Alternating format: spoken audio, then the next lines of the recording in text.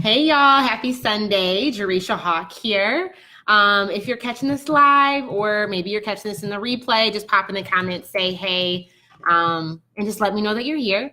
But today I did a post on my personal profile asking individuals to just share in 3 words or less what they do if they're a business owner. And I want to just go through and have a really candid conversation about some of the responses that came in, and just talk about why it is so important for you, especially as a business owner, to be known for something, and why that's so valuable and so important for you and your business success, and for you to be able to grow and scale your business in any regard. So if you guys are new to me, hello and welcome. Like I said, my name is Jerisha Hawk. I'm an income strategist, a business coach, and the creator of Services That Sell. And I help service-based business owners learn a very simple way to convert 4-figure clients consistently. And one of the primary things that we teach our clients in regards to how do you create a 4-figure offer and how do you sell that thing consistently, it's really by being known for one thing. It's really about helping individuals create a signature service, which is focused on you niching down and specializing what it is that you are known for, really building and growing the trunk of your tree. But like I mentioned, I did a post on my profile we have over 100 comments on it. And I asked the very simple question is, if you are a business owner in 3 words or less, tell me what you do. And the responses are so very interesting. So I wanted to do a live test. So if you're watching this live or if you're catching this in the replay, I need a little bit of viewer engagement here, okay? I'm gonna read off some of the things that people commented on this thread. And I want you guys to be able to tell me whether or not whether or not you need this person. In the sense that, is it clear, based off of what these individuals said, is it clear for you to be able to refer them to somebody else? Is it clear to know whether or not you need to hire them? Or is it even clear to understand what problem it is that they actually solve? And this is something we talk about really, really in depth in my program, Services That Sell. And it's really something that a lot of entrepreneurs, especially newer business owners, struggle with, primarily because so many of us feel this fear of niching down, being known for one thing. Or maybe we're really, really good at delivering our service and producing results for clients, but we have a very difficult time with our positioning and with our messaging, meaning that maybe we are amazing at delivering the service, but we struggle with knowing how to communicate the value of what we offer so other people get what we do, and so other people are ready to actually hire us and work with us. So I'm going to just read off some of these responses, and we're going to talk about them really quickly, okay? Because I think that it's so important for you as a business owner to be known for something. You need, as a business owner, it is your responsibility to play an active role in shaping the perspective that your potential clients have about you. In the sense that when people say Jerisha Hawk, they know that I only work with service-based business owners, and they know I'm known for well, you guys maybe answer this question. I'm not going to even say it, but when you think of Jerisha Hawk, what do you guys know me for? When it comes to my business and the services that I sell, what problem do I solve? My goal is to be and feel free to give your 2 cents in the comments. But what am I known for? When you guys think of me, what are the words or the terms or the things that come to mind? How would you know whether or not you need to hire me? What would you hire me for? And my goal is to be known for, like I said, helping service-based business owners create a 4-figure signature service and sell that service consistently with ease, without complicated funnels, without websites, without sales pages, without email sequences. I teach a very simple way to sell services. But like I said, I'm going to go through and read some of these responses because I think that we all have an opportunity on getting better at simplifying our messaging and honing in on our positioning in regards to what we are known for. So somebody said, I invest in cannabis. I'm not sure if she makes her money off the investments, or if she actually sells cannabis, but I'm assuming that she just does the investing. Somebody said, I sell candles. I give owners time. That response, I give owners time, I would have no idea what that person actually does. Right? Giving owners time, I would have no idea what that person actually sells. Are you an operations person? Are you a project manager? Do you work in like the systems field? Like how do you actually give owners time? Somebody said, I curate events. I can get a better understanding of what that is. I would love if she went a step further and said, like, I curate mastermind events. I curate corporate events. Like I curate something more specific. And because one thing I think is so important for you guys is when you think about yourself and you think about your own business, I want you guys to ask the real question. What is the one thing that you are known for? Right? Like, so if I were, your friend, and a stranger walked up to me, what is that one thing that you would want me to constantly like speak on behalf of your name? Like, what is the one thing that you would want me to always refer people to you for? And if you are the individual who has a menu of services, meaning maybe you're a photographer, a videographer, a graphic designer, a web designer, a business coach, you help people like lose weight, you help people like pay off their debt. There's no surprise that if you are that individual who's trying to sell a million things to a million different people, why you're probably struggling in your business financially, because you're trying to build the branches of your tree with no trunk. You need to be known for one thing, and it needs to be easy for other people to be able to refer you. But this is really like why it's so important to understand your positioning in the marketplace, because this is like your positioning is all about other people's perception of your actual business, of what it is that you do, not what you do. Like, not just because you get what you do, if you don't know how to communicate that value so other people understand that and build that perception in their mind, it doesn't really matter, right? Because you can't be your own client, you can't be your own customer. Nana said, how would you suggest an OBM niche? So, Nana, like operations, one thing that I think that we have to be cautious about is in the online space. I think that some terms really get used out of context more regularly than not, right? A lot of people even in the online space do not understand the difference between an OBM and a project manager. And a lot of business owners, we are at fault for hiring an OBM with unaligned expectations of what that actually means that you are responsible for doing for us. So I think that it's just important for you to really understand your market and understand what their current perception is about what it is that you do. So what is your current, this is why it's so important to niche down your market. And we talk about this in services that sell during module 1 called the POP method. Instead of trying to say, I help all online business owners, I want you to think about, pick one person. I think about a real human being, and think about things from their perspective and from their lens on what their perception is of OBMs. And like, you need to use their language, speak in their terms. And so many of us, we get caught up in what we want people to know. And this is why if you can't nail down your positioning, this is why we go so heavy on this in services that sell during module 1 and module 3. It can be like, you can have the most amazing service, but if nobody knows the value of it and how brilliant it is, it does not matter. So I think for you, it really depends on who it is that you're actually trying to serve, and in the words and how you would position yourself as an OBM so they understand what you do, okay? And Sophia said, she said financial prosperity strategist. She said cultivating money relationships, money management coach. Sophia, I think another thing for us, we all get so caught up on what our title is, in the sense that, like, Sophia, when you say money management coach, that can mean a million different things. When I say financial prosperity strategist, like, try to get out of using all of the marketing jargon, right? Like, Sophia, you help people, like we talked about, either eliminate debt, raise their credit score to that 700 mark, or what was the third one? It was debt, it was credit score, or it was that savings cushion. Like, I would rather you say that I help people, build 20K in savings in 6 months, or I help 6-figure earners, achieve a 700 credit score. Like, that is way more. So if a friend were to come to me and say, like, and tell me their situation, if you're just a money management coach, versus saying that I help, like, you get very granular in regards, like, yeah, I help people build a cash reserve.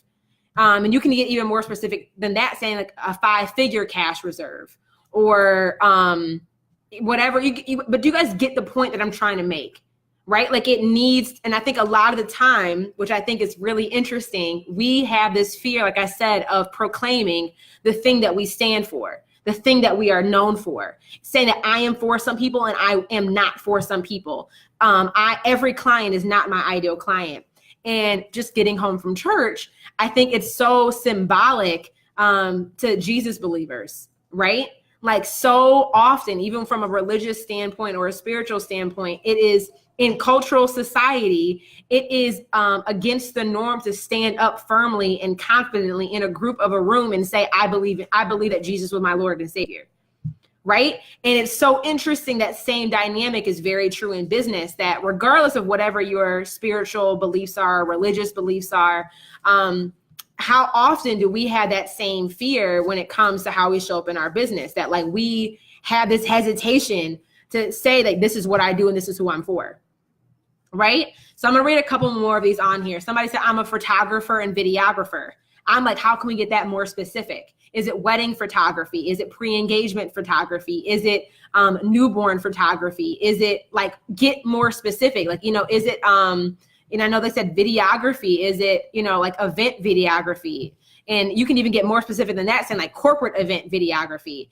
And the reason why I think, again, it's so important to be known for that one thing is when you do allow yourself to specialize and say that this is the thing that I am an expert in, and this is the thing that this is my zone of genius and the thing that I know frontwards and backwards, and you proclaim that proudly, that is when you are like this is why you can charge more for a signature service. Because it is, like, in the sense, it is your signature. It is a specialized and niche thing. Like I will much rather, and I will pay more money for a wedding photographer than just a general photographer that does any type of event under the sun, right? Especially for business owners that have not built the reputation and the perceived value externally. Like, and I always use Kevin Hart as the example. Because like, what do people know Kevin Hart for? He's a comedian. And Kevin Hart was a comedian for like a decade before he started becoming an actor, becoming, owning his own clothing line, Kevin Hart does a million different things now. He's like, even has songs with like Trey Songz and is like a rapper, like, or a singer. He built his trunk, he built his credibility, he built his positioning and his perceived value in one thing before he started being known for all these other branches. I'm going to read a couple more. So somebody said, I inspire brown girls. I would have no idea what that means. I love this one. She said, I'm a bath bomb slinger, which I think is so dope because it's one thing I like about hers is bath bombs. I know exactly what that is. It's those little bombs you put in the bathtub and like they glitter or they change the color. But the fact that she said she's a bath bomb slanger, it gives me a bit of an idea of what her like company culture is like, like I feel like she probably has some like new age, culturally different way of creating bath bombs, which I'm like, I just feel like they'd probably be dope. Like I want to go check her out. Somebody said podcast and production.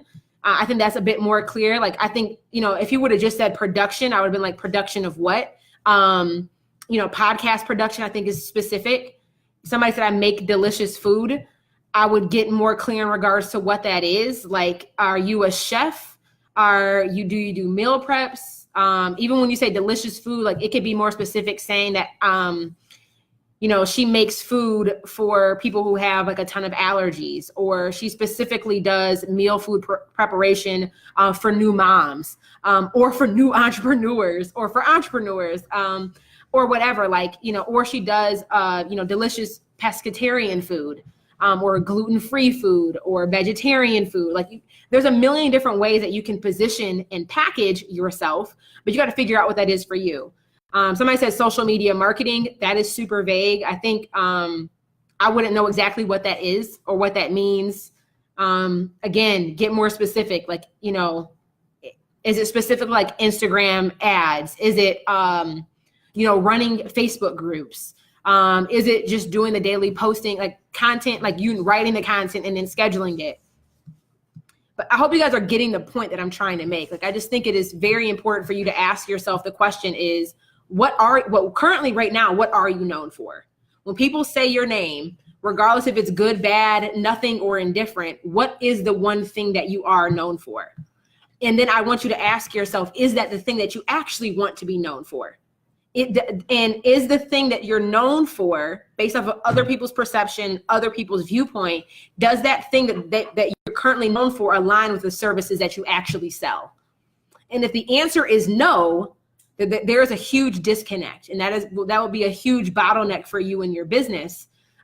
Because if there is not if the perception of what it is that you do and the thing that you're known for is not aligned with the thing that you actually sell and the thing that you actually want to be known for, you will have a very difficult time actually converting clients.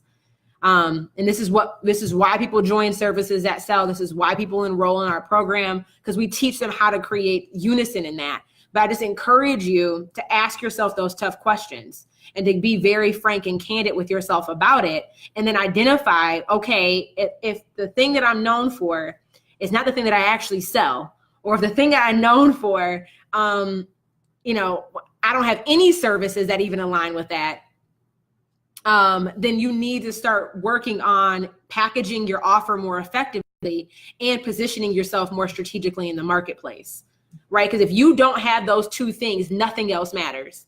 You're wondering why you're having a difficult time creating content because you don't even know what you're trying to create content for. You don't know who you're trying to create it for. You don't know what intent you're trying to create it for. You don't know what problem it is that you actually are solving. Your audience doesn't know what you're known for. So when you ask for feedback, of course, they're not giving you any because they don't know what to tell you, or they have literally nothing to say because you, in their mind and in their perception, you're not known. You have a business. That is great. But not really effective when it comes to you trying to actually sell your services. So you really need to work on that. And this is something that takes time. It takes time to develop your offer. It takes time to work on your positioning. It takes time to educate the marketplace that this is the thing that you need to be known for. And if a lot of you guys also struggle with consistency and discipline in this regard, you will have a very difficult time executing this, because in order to be known for anything, what do you need to do? Consistently show up and say that this is what I do. Consistently show up as the expert in that one space. So when people are going through the lean launch or trying to go out there and sell their services and Jab been doing this for 2 weeks, what's good? Why ain't nobody converted? It's bruh, you just came out of the gate. It's like you've been trying to be the Walmart of the world in the sense that you sell groceries, you sell skincare products, you sell baby toys, you sell movies and electronics. And now you're trying to reframe the perception of I'm no longer a Walmart brand. I'm trying to elevate myself to the Louis Vuittons of the world. That takes time to reshape that perception. And I think a really dope thing, somebody in our group, I think Ashley posted this, about Payless. You guys probably saw this. Payless decided to I don't want to say gimmick people, but they created a fake store, a fake luxury in store, and decided, to try to change people's perception of Payless. And they created this fake store for a day, invited all these influencers, did not change the product, but changed the packaging. They changed the name, they changed the packaging, they changed the positioning of how they were to come into the marketplace, right? And people were spending $600 on $20 shoes. It was all because of the perception. It was all because of the perceived value. It was all because of how they positioned themselves and messaged themselves, right? But my thing is you have to consistently show up and be known for that one thing. And if you are constantly changing the thing that you are known for, no wonder it's taking you forever to build traction. Because one, as a consumer, I will not trust you. One day you are, creating and selling candles. The next day you're telling me you help people build businesses. The next day you're telling me that you are a makeup artist. The next day you're telling me all these different things. And think about if you were in a relationship with somebody, like a significant other, and one day they came in here like boo-boo the fool, the next day they come in here and they are like all loving and endearing, the next day they're physically abusive, and the next day they ask you to marry them, you would think that that person is bipolar. Like, there's no way I'm like, nah, bruh, I don't know what your situation is, but I'm cool. Yeah, I don't think this is going to work out. There's no way I'm about to get that person money, because even from a consumer perspective, when you are, and especially if you are in the service-based world, we are, I don't want to say at a disadvantage, but there's a unique, people are not buying something physical. People, when they are investing in a service-based business owner, they are buying the promise that after I pay you, I'm now also having a heightened level of trust, because after I pay you, I have to pay you first before I get the results. As a service-based business owner, people are buying the promise, and like they are buying the trust that we are going to deliver on our word. Versus with a physical product, if I go into a store and buy a candle, I leave with the candle that day. If I buy a sweater, I leave with the sweater that day. Right? So as a service-based business owner, we need to also know that that's part of the resistance that a potential client will have with us. So if we are constantly shifting the thing that we are known for, and we are not really establishing any level of credibility in the thing that we are known for, like, you're making it harder for a potential client to trust you. And if you're not standing firm and saying that, like, you know, and getting clear on what it is that you actually do, you know, somebody else on the, you know, some people say like, I sell people homes. You know, I don't want just a real estate agent. You know, like if I'm a millennial, I want somebody who specializes in dealing with somebody with my needs. So like, I know one of our clients and services that sells, Shelly Mills, she specializes in helping empty nesters sell their home and purchase a new one in New Jersey. That's so much more like concrete than just saying I'm a realtor. You know what I mean? So regardless of what your profession is or what service it is that you actually sell, you need to be known for one thing, right? So, and this is why, like, if you are having a difficult time getting to a point where you are actually making consistent 4 figures a year, this is the reason. Because either you don't know what it is that you do, or maybe you do, but you do not know how to communicate it in a way where other people understand the value, okay? Or it could be that you don't know how to package your offer in a way that's appealing to your target base. And then finally, you need to know how to actually sell it. Serving your client and doing the work is a completely different thing than marketing it and actually selling it. Those are 4 very distinctive, different components, right? And this is why, like, you know, those of you guys who are already in services that sell, you guys are at such a huge advantage point, because literally that's the whole purpose of the program. And these key things that we're talking about right now are like fundamental for any business to survive. Like, these are foundational, like, elements that no matter what it is that you sell in regards to services, you have to know how to do. You need to become a master at. You need to become, you know, like an expert in your clientele base. You need to become a master at knowing how to package your offer and sell your offer and communicate the value of your positioning. And this is why I know, guys, when I'm in the Facebook group with you guys or on coaching calls with you guys, when I ask you questions, that is my role, is to help you get clear on those things. I will ask you questions that may make you feel uncomfortable, that may say, I need to go back and redo this, or I need to dig deeper on this. Or if you feel a sense of resistance when I ask certain questions and invite you to go deeper and to get more clear, it's just because you're stretching a new muscle. Like, you know, it's not a bad thing, but just know that this is where it's coming from. Because if you don't have these things in place, I don't care what else you go out there and learn how to do. It'll be a difficult time creating content. It'll be you throwing money at the problem with Facebook ads will not solve the problem. Like, you need to have these things in place. And that's why I did that post earlier today, because I just wanted to get a feel for people who are in my audience in regards to how they would communicate what they do, and if they knew how to communicate what they do and how to position it and how to package it, and would it be easy for me to refer them, right? So I hope this was helpful for you guys. If it was, I highly recommend that, you know, share this with somebody else who needs to hear this, right? Share this with somebody else. Like, you know, we don't want to keep all the good juju for ourselves. Like, share this live stream or tag them in the video. But for some of you guys who are like, Jay, I hear you, but like, what's my next step Is anybody feeling that right now? If so, just pop a yes or a hands up in the comments, because we do have resources to help you right now to take that next step. Because I do have an amazing 90-minute crash course training. I know some of you guys have already watched it. Some of you guys have not, but it breaks down what I'm talking about today in a very granular and tangible way for you to apply to your business and for you to start actually identifying where your gap is and what the disconnect for you is and where your focus should be. So if you visit jerishahawk.com/masterclass in the comments, and I'm going to put it in the description of the video above, it's a 90-minute training. Just go there, watch that. You'll get a ton of clarity on this specifically and identify where you need to put your attention and focus, okay? So I hope this was helpful. If you guys are in services that sell and you have more questions about this, go to our members only Facebook group and ask there. And if you guys have any questions who are listeners and not in our program, just pop it in the comments below and I'll be able to help you guys out there. So thank you guys for tuning in. I'll talk to y'all later. Bye, y'all.